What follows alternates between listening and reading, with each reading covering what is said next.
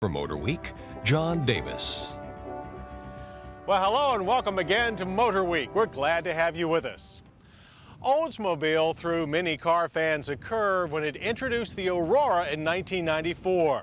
Its bold sedan styling and sporty yet luxurious personality showed us how serious everyone at Olds was about revitalizing their brand's fading appeal.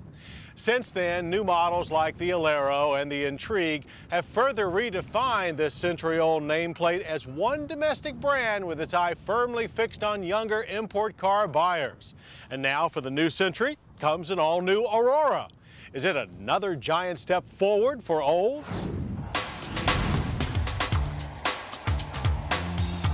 Clearly, the all-new 2001 Oldsmobile Aurora is another positive step forward in Oldsmobile's evolutionary drive to transform itself from a century-old car company to one producing a modern line of products with youthful import buyer appeal.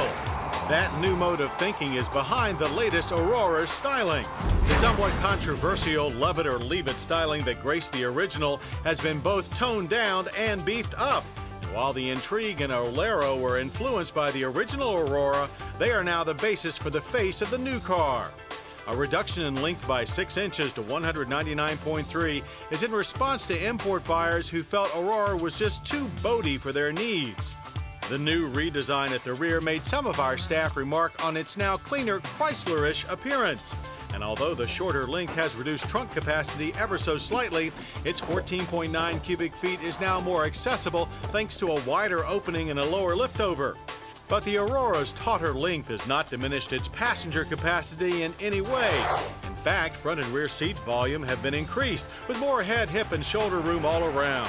We found little wanting to about the level of luxury in our 4-liter V8 Aurora test car. Both front occupants get 6-way power seats with power recliner and lumbar support for the driver. Seat heat is optional, but leather upholstery is standard. So are the new side impact airbags integrated into the front seat backs. Facing the driver is a tiltable steering wheel mounted with satellite controls for the climate system as well as stereo. It fronts a basic but elegant-looking cluster of gauges trimmed with chrome bezels. To the right at the top of the center stack is a driver information center that monitors 27 different functions, including an engine oil and transmission fluid life index and tire pressure. One step down are the dual-zone climate controls equipped with an auto setting and a 100-square-inch replaceable air filter. While just below, our tester came with the optional Bose sound system. It features both in-dash cassette and a single-disc CD player along with 8 clear speakers.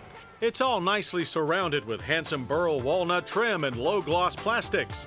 In the rear, you'll find ample room for 3 average-size adults with lots of leg and headroom. And when you're toting just 2, you can take advantage of the cup holders and storage compartment in the armrest, or use the small pass-through located behind it. But regardless of who or what you're hauling, you'll find plenty of power under the hood at your disposal.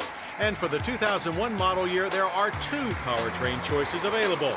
New to Aurora is this 3.5-liter double overhead cam 24-valve V6, rated at 215 horsepower and 234 pound-feet of torque. It's connected to a Hydra-matic front-wheel drive 4-speed automatic transmission. It's based on the engine found in our test car, this reworked Northstar-derived 4-liter twin-cam 32-valve V8, producing 250 horsepower and 260 pound-feet of torque.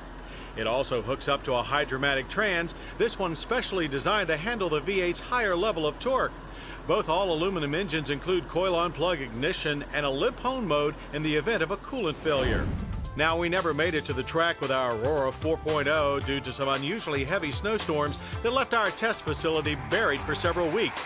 But we can tell you that with the V8, you can expect a 0 to 60 time of 7.5 seconds. Acceleration and gear changes are smooth, and at speed, there's plenty of power on tap for rapid passing. And even though the Aurora's wheelbase of 112.2 inches has been shortened by 1.6 inches and overall weight is down 165 pounds, structural enhancements and a refined suspension have kept the ride and handling at the top of their class. In fact, with its shorter overall length and vastly improved on-center feel to the speed-sensitive MagnaSteer rack and pinion steering, the Aurora is more agile than ever. And the standard traction control has also been supplemented by Oldsmobile's Precision Control System electronic stability program. It's also standard on the V8 Aurora 4.0. Along with the traction control, it reduces torque and uses the ABS-equipped four-wheel disc brakes to keep the car under control in the event of radical under or oversteer. As for availability, the V6 Aurora 3.5 is on sale first, with prices starting at $30,800 including freight. The V8 Aurora 4.0 follows with a base price of $34,975. With options, our tester rang up to $37,080. Prices are in line with other entry and mid-level luxury cars like the Lexus ES300 and the Lincoln LS. The 2001 Aurora is more than a step forward for Olds. In style, features, and performance, it's among the finest domestic brand efforts yet to lure buyers away from luxury name imports. The word Aurora is defined as the dawn. It's a new beginning definition that Oldsmobile hopes applies not only to the 2001 Aurora, but to the second century of Oldsmobile as well.